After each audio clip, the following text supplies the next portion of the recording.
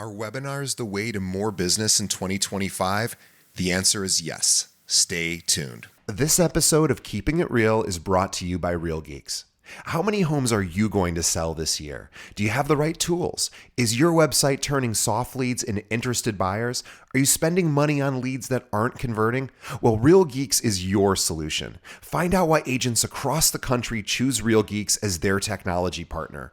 Real Geeks was created by an agent for agents. They pride themselves on delivering a sales and marketing solution so that you can easily generate more business. Their agent websites are fast and built for lead conversion with a smooth search experience for your visitors. Real Geeks also includes an easy-to-use agent CRM. So once a lead signs up on your website, you can track their interest and have great follow-up conversations. Real Geeks is loaded with a ton of marketing tools to nurture your leads and increase brand awareness. Visit realgeeks.com/keepingitrealpod and find out why realtors come to Real Geeks to generate more business. Again, visit realgeeks.com/keepingitrealpod. And now, on to our show.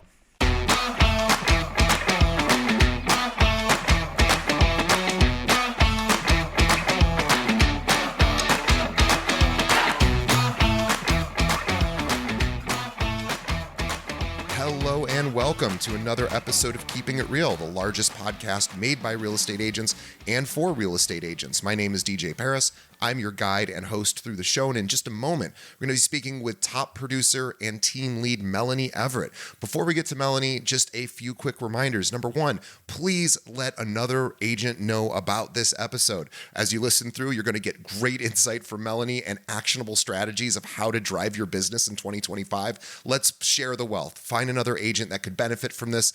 Do us a favor and send them a link. Second, leave us a review. Let us know what you think of the show. That really helps us, number one, get more viewers or listeners, but also let us know what we can do to improve. So that's it, guys. Let's get right to it. My conversation with Melanie Everett.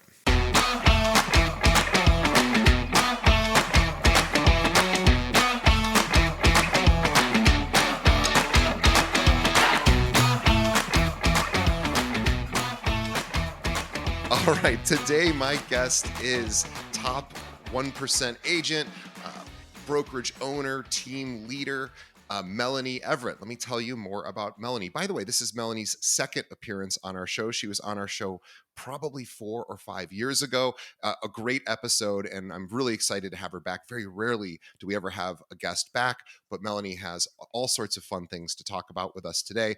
But let me tell you more about her in case you're not as familiar. Now, Melanie Everett is an award-winning broker and also the founder of her boutique real estate brokerage called Melanie Everett and Company, serving Chicago and the western suburbs of Chicago.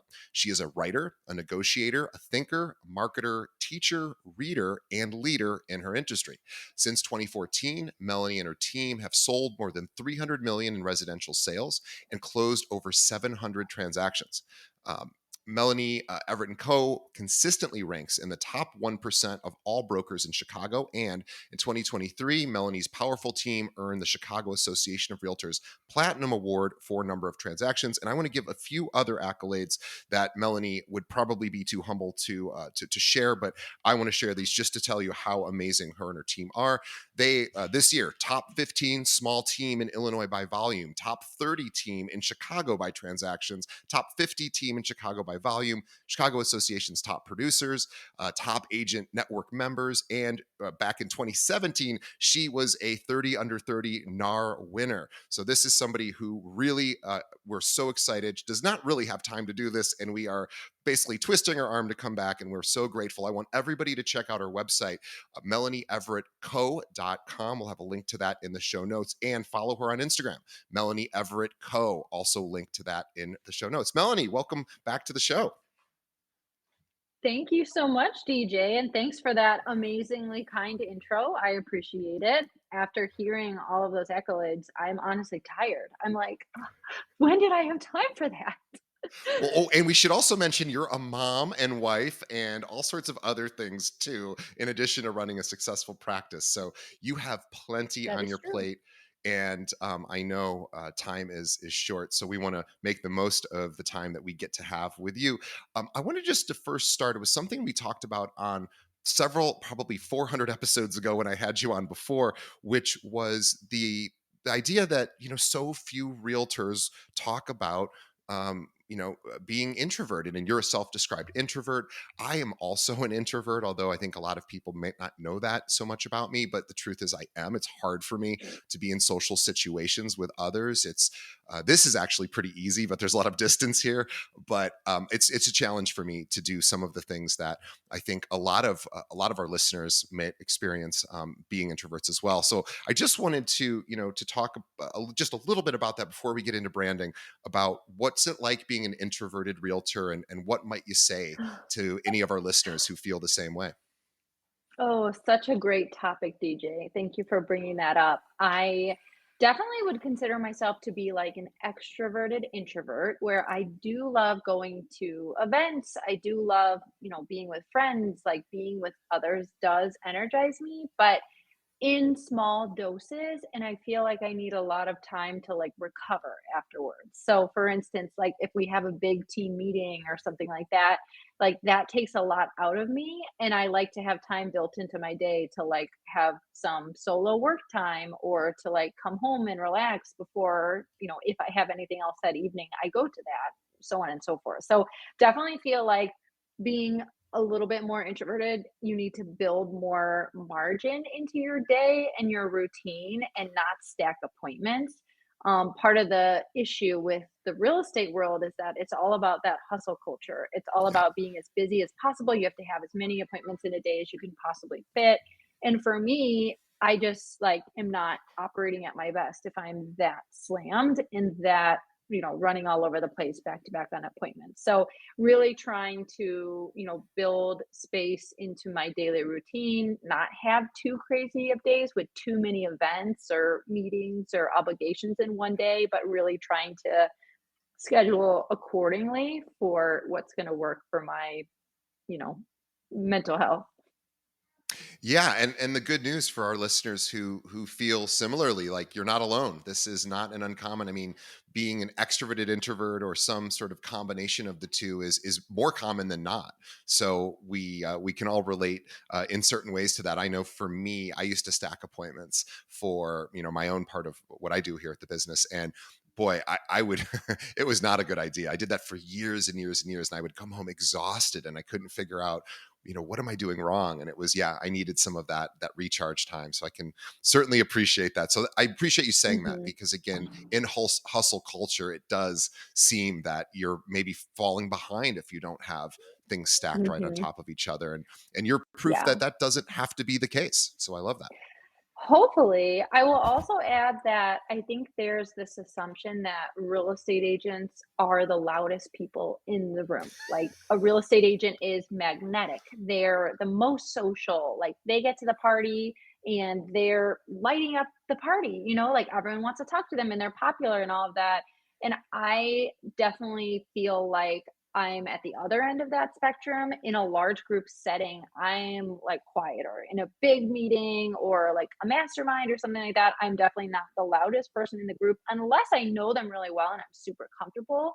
Maybe I'm, a lot chattier, but I feel like when I'm new to a situation or going into a large group or an event or a party, like I'm not the loudest in the room by any means. I think I listen a lot, I ask a lot of questions, and then when I feel like the time is right or I have something of value to add to that conversation, I'll say it, but I'm not going in and, automatically being the most outgoing person, I guess if that makes sense. So definitely don't feel like every agent has to be that way, but it's almost like that's the perception of the industry is that the real estate agents are the loudest, the chattiest, and like the most outgoing. Yeah, that's very true. I totally agree. And there's probably a lot of people breathing a sigh of relief that you can be successful without having to be the most sort of actively in your face agent, which those are great too. And I really admire those agents that have that ability to really just put it all out there. And, so in such an intense way, that's not me personally. And sounds like that isn't you as well. And it's nice that there's room for all of us. So appreciate that. Um, I want to talk about branding, because I think that is something that you have done extremely well, and in a way that is different. I think your aesthetic, I think, is different from what a lot of agents or people who look at agents might think an agent's aesthetic is. I like how you I like how you built your brand in this very, I would call it sort of this elegant and subtle way. And maybe I hope that that sort of sounds like I what you love like. those But words. Those are great words. Yeah. yeah, let's talk about it. How did you build your brand? Ooh, okay. Well, I started this brokerage 5.5 years ago. So I've had quite a bit of time to really like discover what is my brand, who am I as a business owner, and what do I want our like brand identity to really be like and feel like. And I really feel like at the end of the day, our brand and voice is me. It is an extension of me. It is very authentic to who I am as a person and like my actual voice. But at this point, it's kind of taken on its own personality where like it's not an I anymore. Like my brand isn't I, it isn't Melanie, it's we, it's the team. It's like we are an us. And that messaging, I think, comes through loud and clear in all of our resources and what we offer to our buyers and sellers. So definitely building that has been a labor of love with a lot of revisions. We had one color, for instance, when we started the brokerage, that was like our visual identity. And now, 5.5 years later, we have a totally different color scheme, different visual identity with different logos and things to differentiate us. But I've loved that journey. I've found so much joy and passion in helping to build that brand, and I also have people that I get to work with now that share that vision with me and that are way more creative and digitally skilled than I will ever be. So really having those key players has been such a huge value add for me and my brokerage of really taking us to the next level and like elevating all of our marketing to really reflect that brand identity. Yeah, let's talk about your brand identity. How would you sum that up? I would say elegant is definitely a word that I like. I'm glad that you brought that up.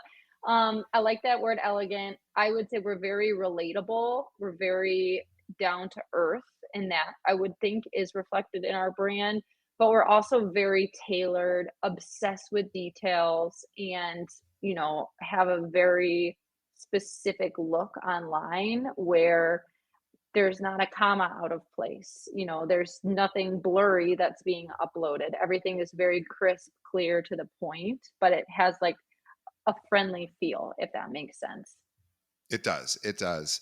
And I think that's very interesting because you came from a different world. So you were, if I remember correctly, you studied journalism. Is that correct in college? Yeah. Yeah.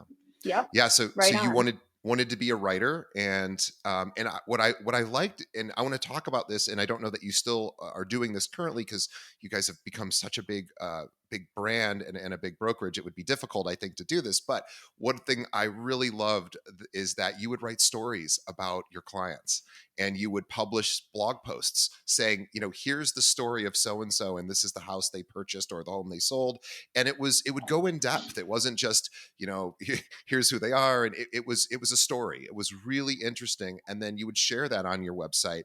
And can you talk about, so, and I just love that idea, and I've never heard of another agent that does that, and I've interviewed hundreds and hundreds for the podcast here. So could you just walk us through sort of what that did for your brand, and how that helped you guys grow?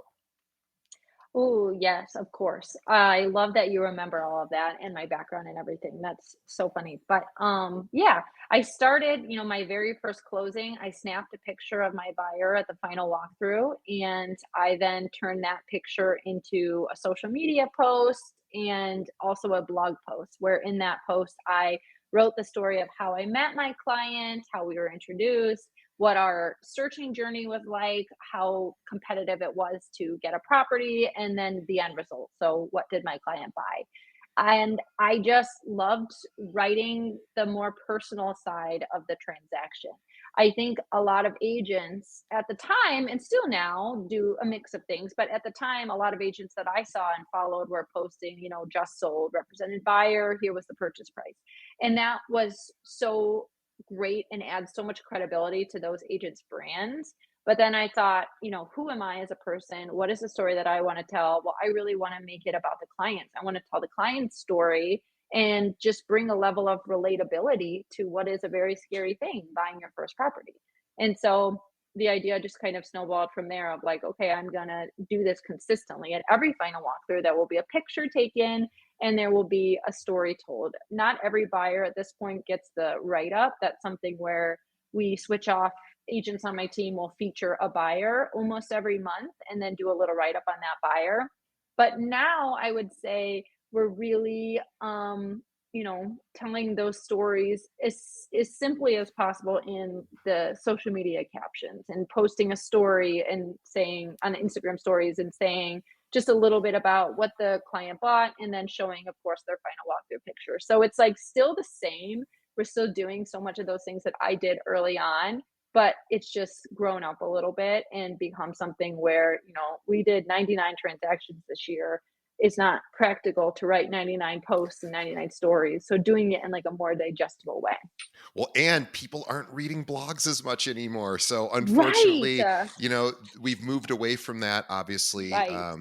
Instagram and TikTok have brought Hmm. us more into sort of the visual medium, and so for us, for all the writers out there, it's a little tougher to do that. But you can still adapt and tell Hmm. these stories in just different ways. So I appreciate you talking about how you evolve that. And I also want to just go back to something too that was one of just the most consistent actions I've seen an agent take to build their brand, which was you became very well known for being one of the most probably the most consistent agent. By the way, we have 46,000 realtors in the Chicagoland area. There's 1 point, whatever many million nationwide. I've really yet to meet anybody who did this quite as effectively as you started doing home buyer seminars. So you want to buy a condo, or so you want to buy X. You did these. I mean, I would see them all the time advertised on Facebook, and boy, I wonder how many of those do you think you've done in your history? We've been doing them for 9 years and almost consistently doing at least one a month. So do the math on that. Yeah, 9 times 12, a lot. But the idea has evolved so much too. In the beginning, it was something a lot smaller where I was inviting my friends and my family. And it was just, I remember our first guests were like, my cousin was there, a couple friends of friends were there. And it was such a small affair where we were just trying to get our feet wet and get the training wheels off and throw an event and see what would happen. And then from there, it really grew into, we got invited to tons of companies in the city to teach these classes. We went to, brilliant. the list goes on, like Deloitte, PwC, Uber, Grubhub, all of the companies that were at certain times during the last decade or so, big names in Chicago, like we had the opportunity to actually go there and teach our class. So it really went from being like a very grassroots thing of friends and family, just people who knew us, to being invited into different companies and organizations to teach and share, what it takes to purchase your first home. And then it also kind of along those lines became something where we were advertising online for people to come to these events. So that's when you saw a lot of those Facebook ads. I think at a certain point we tried advertising on Instagram too. And that was maybe the golden age of the So You Want to Buy a Condo platform, because at any given in-person event, we would have between 50 and 100 people there, like huge events. 100 maybe is too rich of a number. I think maybe our max audience was like 85, 90, But still including amazing. five of my family members. So subtract five. But like still, like that was such a huge crowd. And so much of that came from people just seeing the ad on Facebook. Now, in the years since then, Facebook has changed a ton. It's very hard to advertise on Facebook for these events just because there's a lot more restrictions in place for anything related to housing, and you Yep. can't necessarily get the same effect for the same dollar amount either. Like it's become a lot more expensive to advertise on Facebook. And Facebook, I mean, who's looking at Facebook as much? Not as many people. They're looking at TikTok and Instagram. So we really in the last 2 years honed our strategy on like organic outreach, finding ways to reach people that don't involve paying for digital ads. It got to the point where it was too expensive and it wasn't sustainable. And so we've had a lot of success just doing, outreach through our newsletter, through different social groups that we know of, through partnering with organizations and other people that want to, extend their audience to hear this message along with us. So there's been so much opportunity and doors have opened over the years, and I'm so thankful that we had the foresight to put this seminar into practice and start doing it when we did. But it's also, yeah, just changed a lot, and it's one of my main lead generation funnels still, but it's not the only funnel. It used to be my only funnel, all my business came from it. Now I would say we're much more like vast and varied in that way. Yeah, it was a great way to get your name out there. I mean, everybody that I knew was talking about these presentations you were doing. And I love that you went in house at some of these organizations, because for anyone listening that goes, well, I don't know people at those organizations. Well, you have clients or you have friends who work at places. I would ask everybody in your sphere, and I'm of course talking to our audience, not Melanie, but ask them, say, hey, can you connect me with your HR person? I would love to come and host a presentation, bring in lunch, or maybe not even just do that. And HR people love to do this because it justifies their existence. They feel like they're bringing value to their company, to the employees, and especially like tech firms. Like, these are young people who are probably making decent incomes and are renting now, but should be buying in the future, or maybe should be buying now, and you might just be that person. So when you were doing those in-person events, how often, I mean, obviously you're not closing every person that walks through the door, and that's not really the intention either. The intention is to give them really great information and hope that they obviously choose you. Because I know you are not somebody who it does these to try to say, well, I'm going to get this person to this person. It's an attract strategy versus a power strategy, of just sort of trying to get as many leads as Mm. possible. But when you did these in-person events, how effective was that? Were you getting people just from coming to an event saying, I want to work with you? Well, sometimes yes. I would literally leave the event with somebody's email address written down on, a notebook that was like, follow up with this person tomorrow, send them the buyer guide, book your consultation. So those were, few and far between. For the most part, it was such a slow burn. It's Sure. like people would come to the event after seeing the ad maybe more than once. So it would take a couple of hits to get them to convert and actually come to the event. And then after the event, the beauty was really in the follow up. So at this time, we have developed a 10-week follow up campaign after the classes that hits them once a week with a very short and sweet email packed of information. So they're not emails to say, "Thanks so much for coming, want to work with you, call me, let's get together and start looking for a home together." It was not like that. It was very subtle, to use your word, DJ, and just adding value. So the first email in the 10-week campaign was like, we're going to recap what's involved with getting ready to start a home search. And then the next week was all about pre-approvals and things to look out for. So it was almost like a more digestible version of So You Want to Buy a Condo went into these emails where, if somebody didn't catch everything in the seminar, or they had more questions about a certain area, there was like a place that they could go to find out more. And it was jam packed into these short emails. So that's something that we still do. It still is very effective. After that 10 weeks are up, they automatically get added to our just general newsletter list. And then, after that, we'll reach out to seminar leads, yeah, very, very occasionally. Maybe twice a year, we might send out, a blast using yet another mail merge, which is one of our favorite like email mass sending tools, and we'll just send a very soft touch about something related to home buying. So never going for the hard sales approach, though I've definitely tried that before, and I've applied different tactics to my business and my follow-ups. But I think for us, just adding value is enough. And right now, too, with all the changes in real estate and all of the just the practice changes of how we do business, like people are looking for experts. They're looking not to be sold to, not to be, pressured into doing anything, but they're looking for real information, real answers, real value. And that's something that I know, beyond a shadow of a doubt that we provide. Yeah, no, absolutely. And Brian Buffini has basically, it's all about his practice is all about value. Whatever discipline of coaching that our listeners may be experiencing, value seems to be the most consistent answer I hear from the people I interview. I Mm, don't. I very rarely talk to somebody who's a salesperson or having sort of a salesy type of personality. And that can work, absolutely can work. But for the rest of us that sort of recoil at that idea and we don't like that idea, it's not us. The attract strategy through value seems to be crazy effective and, for me, a lot more comfortable personally.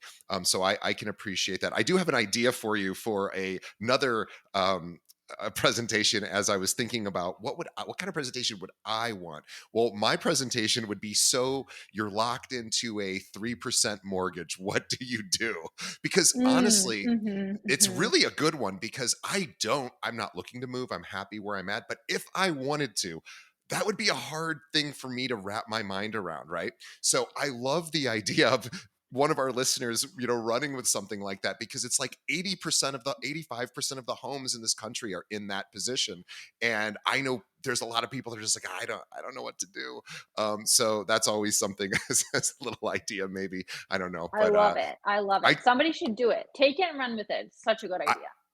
yeah, I just want people, it's funny. I don't know if you can relate to this, but I just want people to tell me what to do in life. I really do. I appreciate having a counsel. So this is why it's so great to, consider yourself as a value added realtor, because you're constantly telling people not what to do, but giving them suggestions about how they might think about something or actions they can take.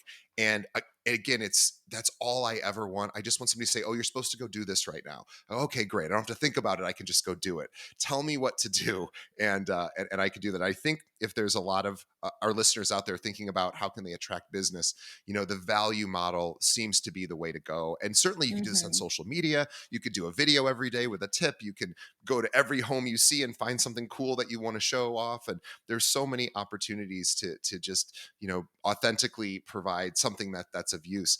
Um, I want to talk about you building your company, because it seems like the way that you've built your brand is very intentional. You have, specific sort of even aesthetics that you want to maintain, as well as, how you want people to perceive your brand. You have seemed to be very intentional in the way that you grow your brokerage and hire agents to join your team. Can you talk a little bit about what you look for in an agent, and how you would know that they're a good fit? Great question. I've been asked this many times in the past, and so I feel like I have my two, traits that I look for at the tip of my tongue. First is kindness. Somebody who is genuinely nice, somebody who, wants to collaborate, wants to have accountability, wants to build relationships with clients and like build actual friendships, not just transactions. And I definitely think kindness is like maybe an overlooked trait sometimes in real estate. Like we're looking for conversion, we're looking for closers, we're looking for hustlers. And I'm looking for all that too. But before all of that, I want it to be somebody that is just nice and that I enjoy being with, talking to. So that's one. And then the second is loyalty. I definitely think having agents that, want to be where they're at and that aren't necessarily looking for the next opportunity, and that I can trust with, just our resources and our leads. Like there are a lot of leads being shared at our brokerage. And so, having loyal agents that, really love what they do and love serving those clients is so important to me, as well as kindness. Yeah, and we should also remember for agents. I mean, everyone listening probably knows this. If you are a practicing agent with a decent amount of production, you are getting called all the time by other brokerages looking to poach you, to pull you away, to learn the secrets that maybe you've learned at your brokerage and bring those over. Other teams are poaching you as well, sometimes even within the same organization. So this is one of those things. Loyalty doesn't get talked about enough, and it's not. We're not talking about blind loyalty, of course. We're talking about earned loyalty, where Mhm. Yes. you as the team leader have to be able to, create and foster an environment to which people want to stay. Mhm. Tell us, how do you do that? How, because your agents are getting called all the time by everyone under the sun, come work for us. And, what do you think is unique about you that causes them to want to stay and not pursue other opportunities? Well, I think that we offer a lot as a boutique brokerage. We're not like the big brokerages. We don't have the just opportunities behind us the same way our competition might have. We don't have as big of engines as a lot of these other competitors. So we really have to get crafty with like what we can offer agents and what our value is for both clients and agents. And I think first and foremost, what we offer agents is education and resources. We have resources for everything. We have templates for everything. There's not an email that you could possibly need to send as like a part of a typical transaction that we don't already have a template made out for. So that's something that we have put a lot of time and effort into over the years, is building out these processes and systems and making sure that we're really just strong in those, because I've been the agent that is just sending things here and there and trying to stay organized. And when life gets busy, when work gets busy, like we all know that it's very easy to drop balls. So definitely resources is something that has become really important and like a very core part of our offering. And And by the then way, the next I want to thing, jump in. I want to jump oh in for yeah, just a second. Please don't let me screw up your next thing. But I want to say, we think that the big brokerages also have, and they do, they have lots of resources, but they have different kinds of resources. I've never known a brokerage that said, I have 100 email templates for any part of a transaction that you could use. I mean, I suspect that doesn't exist anywhere but at a boutique brokerage like yours, where you have to build these things. Otherwise, you're not going to be efficient and effective. But what an amazing thing. A client asks a question, and you guys already have not that you wouldn't go through and customize the answer, obviously you would, but you at least have information that they can use right away. We think the big brokerages have this. They don't typically have that kind of resource. And so I appreciate you saying that. But I just wanted to honor that, because that is incredibly useful. And I know that I would want to stay at a brokerage that had that kind of stuff, because I just want to be more efficient in my job. And I don't want to be writing an email for every question every single time, especially over and over and over again. So just wanted to honor you right, for that. But right. I'm sorry, go on to your next one. Thanks. No, I think that's a great call out. And yeah, it's funny. I don't know really what a lot of the big brokerages have behind them at this point in time. It's been 5.5 years since I've been at a big brokerage. I do know that teams within brokerages have, different resources and such that they offer, different templates, different ways of doing things. So I definitely think like, we didn't invent templates, we didn't invent systems and processes. But to your point, we did have to get really crafty right away when my team started growing. There were more of us, and we were busy and we were slammed, and we were like, we are just staying afloat. We need something to really anchor us. And so that is definitely why I bring up that as the first thing. It's just like, if you're a newer agent and you're, struggling with like next steps in a transaction, or just understanding the roadmap to the deals on the list side or the buy side, I really think we offer a very all-encompassing uh, approach to deals in, helping agents stay organized and stay on task with different technology and whatnot. So that's huge. Marketing, we've kind of talked about this a little bit. Our marketing, I really believe, stands out. It's very different. It's very just not what you're seeing every day. And we feel like being small helps us stand out. It helps us attract more business and get, the kind of clients that want to work with an alternative to perhaps a bigger box brokerage. So definitely unique marketing concepts is huge. And then the last thing is leads. I think at the end of the day, we have a lot of leads coming in. We have a lot of different streams for leads, whether it's, so you want to buy a condo leads, whether it's referral, whether it's sphere. I have a big personal sphere that I do feel like feeds us a lot of leads. And so, my team grew only out of necessity every single year of being like, we have too much business and not enough agents. What do we do? And then the next step is, of course, we need another agent. So that's always been my desire. I've never sought out to have a huge team and have, the leads be super thin, super spread out.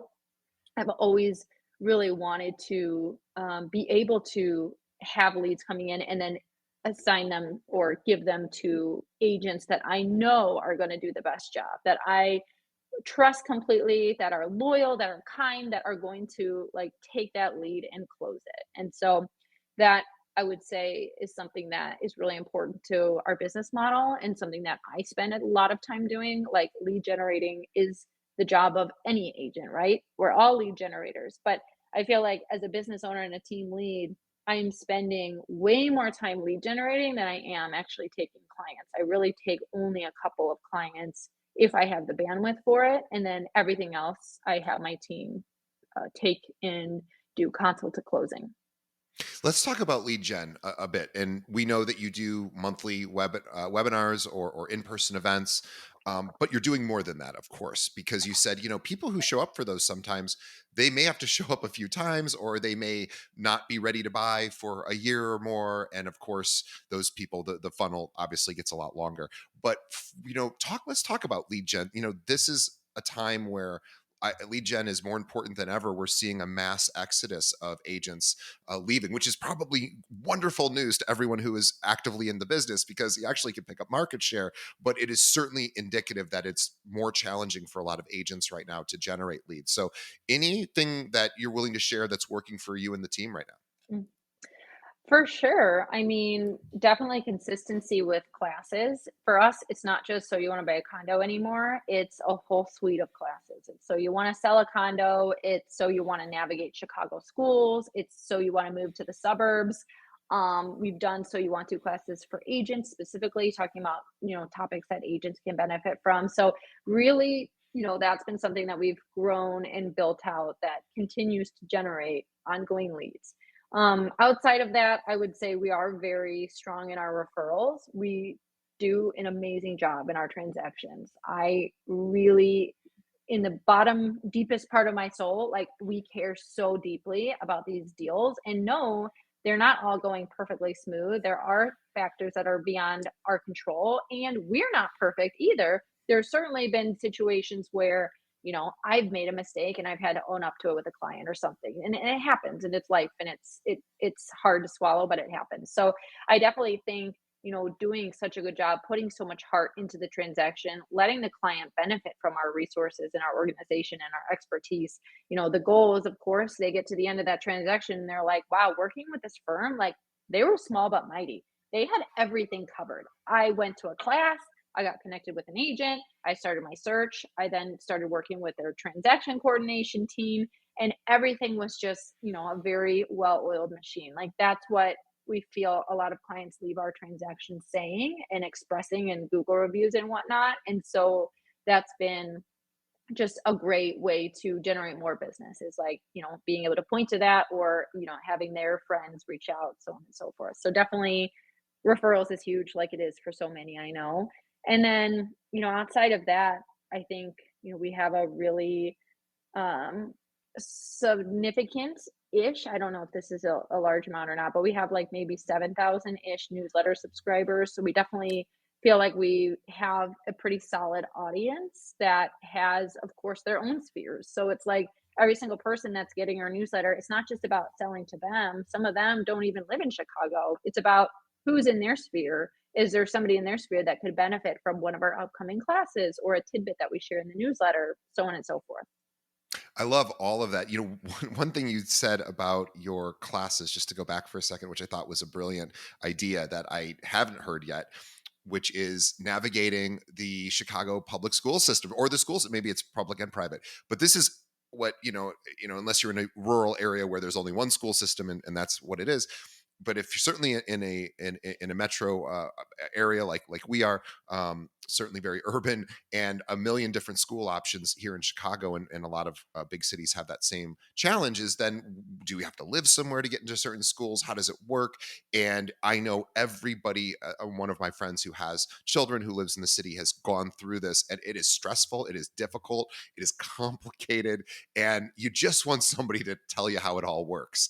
And so that Yes. I just wanted to make a sort of put a point on that, because that's a great idea for everyone who is listening. Um, Consider doing something like that. I will say we did not invent the idea of the school seminar. There are a couple of agents that I've seen do things around Chicago schools, and for me, it never piqued my interest or attention until now I have 2 kids, and now I'm like, "Oh, wait, like, this is actually super valuable," and a lot of our clients are the same age as me, and they're kind of coming into this next chapter. So, it was a natural growth thing, but it was something that I did, kinda copy. So, I'll say that. I love that. And I also wanted to talk about, with your team, how are you keeping them motivated? Right, like this is not the easiest time to be a realtor. So certainly with obviously the public, the media is obviously commented on the NAR settlements and the lawsuits, and just pricing being a little goofy as well as rates being not ideal.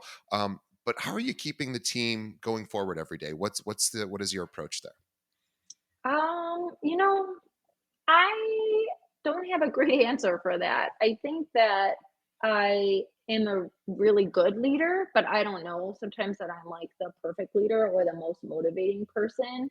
I think that, our team is unique in that we're not meeting every day. We're not having, or meeting every week. We're not having like daily calls or anything like that. There are a lot of teams out there that are constantly, being coached, meeting, accountability, things like that. I would say I definitely take a step back from that approach and I embrace the client or the agents on my team, being busy where they are. If they are constantly, on showings and they're out and about, great. I don't want to bog them down with additional Sure. things. If they're looking for, getting together and, a happy hour here and there, like then, we'll try to get something on the books. But I do feel like it's really important that at the end of the day, like my teammates are independent contractors. They are, choosing real estate because of the flexibility that it gives. I don't want to be bogging them down with meetings and things like that. Now, that said, we do have strong friendships with each other and great relationships. We have, our text thread that almost every day somebody's got a question and somebody's got an answer. So we're definitely supportive in that way. We cover each other in the field. We meet regularly, we meet monthly and then also quarterly. And then we do fun things when we can. Like today, I was at the office with one of my agents and we just kind of hung out, listened to music, and it was fun. Like, I think I'm more of a laissez faire leader in that way, where, these women that I work with, like, they're also my friends. Like, I love hanging out with them. I love when we're all together. And I am, with a lot of them very close. So I guess it's a unique team in that way that we don't follow the typical real estate advice that maybe a team lead would get, but it works for us. And I think my Yeah. agents are, content with the pace of things and are very busy and, in different life stages as well. By the way, we should mention for anyone who is a Chicago agent who is looking possibly to join a team or switch teams or just want to be around Melanie and her team and see if they might be able to offer value to the team and vice versa, they can reach out to you because you are ever expanding, you're always growing and always looking for that next great agent. And so, what would be the best way that somebody who's like, I want more of what I'm hearing, how should they reach out to you to sort of introduce themselves?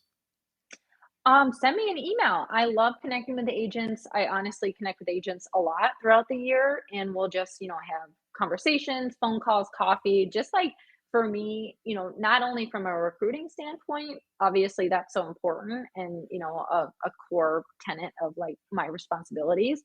But I would also add that as a boutique broker, it's so vital for me to have strong broker relationships because we don't have that backing of a company that everybody might be familiar with. So we really have to get scrappy when it comes to finding pocket listings, opportunities, really just exploring and meeting different agents like in the same industry. I think is so valuable and we can all learn from each other. I love masterminds. I love picking other agents' brains. I have so many agents outside of my team that I call all the time with questions and, just to complain sometimes, about the ups and downs of being in real estate. But yeah, I think that the brokerage community is so amazing here in Chicago, and there are so many talented people at many different brokerages. And it's really a privilege for me to be able to build relationships with those agents.